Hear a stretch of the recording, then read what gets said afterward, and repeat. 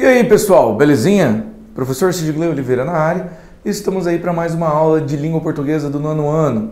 Na nossa última aula nós fizemos uma revisão sobre os tipos, sobre as tipologias, a maneira com que a gente vai trabalhar determinados textos. Na aula de hoje a gente vai ver o texto de opinião. Foi um título, foi um dos tipos dos quais eu trabalhei com vocês, eu deixei bem especificado qual era a característica, aonde a opinião do autor vai estar presente. O artigo de opinião, o texto de opinião, ele visa justamente que tenha a sua opinião presente ali, mas lembre-se pessoal, a sua opinião sempre tem que estar argumentada com fatos. Então vamos supor, na minha opinião, o sol não existe, a gente é enganado pelas corporações televisivas. Você tem como comprovar isso? Não, mas é a sua opinião. Então, se você fizer um texto onde você não consegue comprovar nada, a única fama que você vai ganhar é de louco. Por quê? Porque você precisa comprovar, você precisa colocar opiniões que embasem. Vejam, nós nunca podemos tentar bater fatos com opinião. A opinião é sua, você pode ter a opinião que você quiser, você é livre para isso.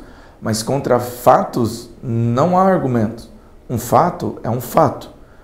Por que a ciência ela é tão forte? Por que a ciência é tão levada a sério? Porque a ciência comprova o que ela testa. Existem testes, existem estudos. Então são fatos, são coisas comprovadas. E a própria ciência muda com o tempo. Por quê? Porque coisas novas são descobertas. Mas a ciência, diferentemente de algumas pessoas que têm opiniões, eles aceitam as mudanças. Eles, isso aqui foi descoberto, então é um novo fato. Aquele conhecimento ele foi engrandecido, diferentemente da opinião. A opinião, depois de quebrada, ela não é engrandecida. Mas se ela for comprovada, se você consegue comprovar a sua opinião, aí ela é validada. Como que você comprova a sua opinião? A partir de teses, a partir de estudos. Isso, a partir de comprovação. Posso dar um exemplo bem grande para você. Pensa no WhatsApp. Pensa que alguém estava falando mal de você no WhatsApp e falou para um amigo teu. Teu amigo chegou e falou, para você, fulano falou mal de você, aqui. Aí você fala para ele, me manda um print disso daí. Tira um print e me manda. Aí você vai confrontar a pessoa, fiquei sabendo que você falou mal de mim e tal, nunca fiz nada para você. Eu nunca falei mal de você. Você é uma pessoa maravilhosa, uma pessoa incrível. Isso daí é intriga. Fulano quer que a gente brigue. Aí você vai, pega e mostra o celular para a pessoa, mostra o print da conversa. A pessoa... Pois é. Você mostrou que você não tinha uma opinião. Você comprovou. Lógico, a pessoa ainda vai tentar construir alguma coisa. Isso daí é fake chat. Isso daí é piada. É meme, Ele montou isso daí. Uma penca de coisa. Ele vai conseguir colocar uma série de coisas. Mas você comprovou. Você tinha uma prova física de como aquilo funcionava. Tranquilão? Então, opiniões são fortes enquanto elas são baseadas em bons argumentos. E não somente os seus argumentos. Quando você vai argumentar num texto de opinião, você tem tanto pensar nos argumentos a favor do que você está defendendo, quanto nos argumentos contra, porque você provavelmente vai ter que rebater os argumentos contra. Por quê? Porque as pessoas, vejam, como é um texto de opinião, e vamos supor que seja um trabalho feito na sala de aula. O professor vai lá, pediu para você fazer um texto de opinião. Faz em grupo, você e seus amigos escolheram um tema e falaram. Aí ele vai lá e pede para você ler. E vamos fazer um debate sobre esse tema na sala de aula. Você precisa saber que vai ter gente contra. Da mesma maneira que vai ter gente a favor do que você pensa, vai ter gente contra o que você pensa. E então começa a construção, belezinha? Vamos lá então, pessoal. Gêneros textuais cumprem importante função social quando o assunto é comunicação. O artigo de opinião ele quer comunicar a sua opinião baseada em estudos sobre alguma coisa. Embora embora muitos apresentem peculiaridades que nos permitem identificá-los. Alguns, como o artigo de opinião, têm a opinião explícita do autor ali dentro. Já se deu conta da infinidade de situações comunicacionais às quais somos expostos ao longo dessa vida? Todo momento a gente está tendo uma comunicação. Essa comunicação que eu estou fazendo com vocês agora continua sendo a comunicação professor-aluno. Vocês estão aí em casa assistindo, eu estou aqui, é como se fosse a ideia ainda de uma sala de aula. Vejam, os elementos ainda são os mesmos. Está focalizado em mim, tem uma televisão que está fazendo o papel do quadro. Se eu quiser escrever, eu tenho aqui para colocar os elementos. O professor muitas vezes utiliza slides em sala de aula. Eu tenho recursos que permitem com que eu avance e volte. Eu posso destacar caso eu escreva alguma coisa. Então vejam, tudo isso a gente ainda mantém a situação comunicacional professor-aluno. Se fosse na sala de aula, a única diferença é que vocês estariam aqui na minha frente, sentadinhos. É uma situação comunicacional. Quando o seu pai fala com você de manhã, é uma situação comunicacional. Quando a sua mãe chega para te acordar e ela puxa a coberta para você ficar com frio, para você levantar de uma vez, é uma situação comunicacional. Quando você vai ao médico, e ele pergunta, o que você está sentindo? Você está fazendo um relato. Você está se comunicando, estou sentindo isso, isso, isso. Aí ele vai perguntar, você fez tal coisa? Ele está fazendo uma pergunta, uma interrogação. Ele está avaliando. Depois ele irá fazer uma prescrição. E ele vai te passar uma receita. Essa receita, ela é um texto injuntivo. Por que ela é um texto injuntivo? Porque ela está passando coisas que você deve fazer, instruções. Então você vai tomar tal remédio, tal hora, de tantas e tantas horas, por tantos dias.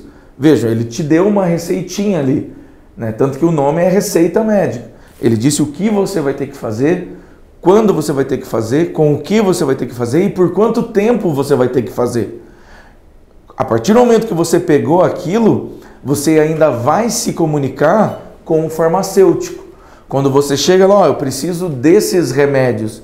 A partir desses remédios, ele vai dar o que você pediu. E depois você vai ter que fazer um outro sistema de comunicação, que é marcar os horários que você tem que tomar o remédio. Então tudo é comunicativo, tudo é sobre comunicação, tudo é modalização para o ser humano, beleza? Nem precisa pesquisar, pois durante o único dia podemos estar envolvidos em diferentes contextos ambientes que exigem que o nosso comportamento linguístico específico, o que a gente está fazendo agora. A linguagem é um dos mais eficientes meios de comunicação, pois ela permite interagir com pessoas, assim como alterar o nosso discurso de acordo com a necessidade e com o momento. Tem momentos que nós precisamos falar sério, tem momentos que não. Tem momentos que a gente quer falar de uma maneira mais despojada, mas não podemos. Quer uma prova disso? Quando seus amigos vão na sua casa. Quando seus amigos vão na sua casa, você fica, fala baixo. Por quê? Quando vocês estão juntos na escola, provavelmente vocês falam num tom maior, vocês usam gírias, um linguajar que vocês não usam do lado do pai e da mãe de vocês. Porém, quando seus amigos estão na tua casa, você começa a dar aquela, tá todo mundo sentado conversando, você começa a dar aquela olhada assim, Você dá aquela regalada no olho, faz assim, dá aquela puxada. A hora que seu pai e sua mãe saem de perto, você fala, qual que é? Você vai ficar falando? Por quê? Não é para aquele momento, não é para aquele ambiente. Tudo na comunicação tem um momento. Dessa constante necessidade de interagir e comunicar-se com os outros que surgiram os gêneros textuais. Nós nos comunicamos de maneira diferente e precisamos de textos diferentes para nos comunicarmos de maneiras diferentes. Os gêneros textuais não podem ser numerados, visto que variam muitos e adaptam-se às necessidades dos falantes. Mesmo que não possamos contá-los, é possível observar que eles possuem peculiaridades que nos permitem identificá-los e reconhecê-los entre outros gêneros. Então, por exemplo, eles se adaptam. Nós tínhamos o gênero carta. O gênero carta morreu, a gente não utiliza mais carta. Utiliza-se muito pouco. O que a gente utiliza hoje? A gente utiliza o e-mail. Professor, e-mail é coisa de velho. E-mail é comunicação empresarial. Quando vocês começarem a trabalhar, até lá provavelmente ainda será o e-mail. A não ser que eles usem um outro gênero. Mas o e-mail ainda sempre vai ser o mais importante. Então o gênero carta foi transformado no e-mail, uma vez que o e-mail tem a mesma característica que uma carta, a diferença é que ele é eletrônico. Entre as características dos gêneros textuais estão a apresentação dos tipos estáveis de enunciados, além de estrutura e conteúdos temáticos que facilitam a sua identificação. Então, vejam aqui, tipos estáveis. A gente vai identificar uma receita, é um texto injuntivo. Por quê? Porque ele te dá uma orientação. Um manual de instrução é uma receita? Não, é um manual de instrução. Porém, ele é um texto injuntivo, porque ele está te instruindo a fazer alguma coisa. Então, a gente consegue identificar as maneiras do texto. São fáceis de identificar. Uma crônica e um artigo de opinião são extremamente parecidos. O que vai mudar? O linguajar que a gente tem nele. Então, algum tipo de gêneros textuais, que a gente tem aqui. Artigo, crônica, conto, reportagem, notícia, e-mail, carta, relatório, resumo, resenha, biografia, diário, fábula, ofício, poema e piada. Nossa, professor, piada é um gênero textual? Piada é. Piada é um gênero textual que, para quem sabe utilizar, é fantástico. Toda sala tem um piadista bom e toda sala tem um piadista ruim. Então, você consegue ver quem utiliza bem o gênero piada. Olha o gênero carta e e-mail, um substituiu o outro. Olha o gênero diário. São poucas as pessoas que têm um diário hoje em dia.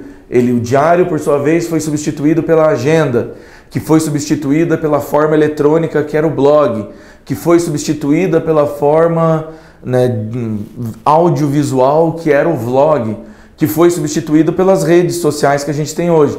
A pessoa faz stories no Instagram, a pessoa se comunica pelo Twitter, a pessoa tem um canal no YouTube. Tudo isso se adapta, mas ainda assim a gente consegue colocar cada um dos gêneros que a gente tem aqui. Diferença dos tipos textuais apresenta uma estrutura definida, além de um número limitado de possibilidades. Podem variar entre 5 e 9 tipos, os gêneros textuais são diversos, certo? Além disso, os gêneros podem sofrer modificações ao longo do tempo. É o que a gente viu entre o e-mail e a carta. A evolução, a carta, depois do advento da tecnologia, foi transformado em e-mail. A evolução, Então, os gêneros são utilizados todas as vezes que os falantes são inseridos em alguma situação comunicativa. Então, a partir do momento que você está numa sala de aula, você ergue a mão e eu permito que o meu aluno venha falar, é um método comunicacional. Ainda que inconscientemente selecionamos os gêneros melhor se adaptam àquilo que desejamos transmitir aos interlocutores, sempre com a intenção de obter algum efeito. Quer um exemplo de um meio comunicativo que falha? Vocês já viram o vídeo do menininho rindo na Ave Maria, que tem no YouTube? Que ele está lá, está sendo televisionada a missa, e ele está participando, estão rezando o terço. E ele, isso indiferente se você é católico ou não, só estou falando da situação. Então, esse momento exigia que o menino fosse o quê? Que ele fosse sério. Então ele tinha que estar lá e fazendo o rito que foi orientado ele a fazer. A diferença, a quebra da expectativa comunicacional, está que toda hora que a câmera bate nele, ele começa a dar risada. Vejam, é um momento de oração, é um momento solene, é um momento que exige todo um respeito, mas aquela câmera toda hora filmando ele vendo o rosto dele aparecer, ele começa a rir. Só quem já caiu na desgraça de rir em momentos que não deviam sabe o quanto isso é complicado. Esse é um meio comunicacional. Acabei de exemplificar para vocês uma falha do meio comunicacional. Seja um bilhete deixado na porta da geladeira, seja postagens feitas nas redes sociais, até mesmo piada contada para os nossos amigos.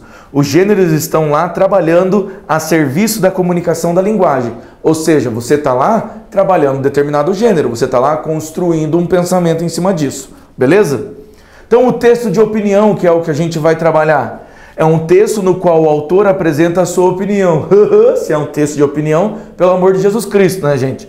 Então, a sua opinião, ela tem que ter uma ideia, ela tem que ter um assunto, ela tem que ter um tema atual, uma afirmação ou negação. Por que ela tem que ter um tema atual? Porque a sua opinião sobre algo passado, às vezes já foi refutado, dependendo do que você foi. Por exemplo, os dinossauros foram extintos. Há prova que os dinossauros foram extintos. Você vai falar, eles não foram extintos, eles entraram na nave e foram embora. É complicado você ter esse tipo de afirmação. A afirmação ou a negação. Por que uma afirmação ou uma negação? Ou você afirma uma ideia ou um assunto, ou você nega uma ideia ou um assunto. Ou você é a favor de uma coisa, ou você é a favor de outra.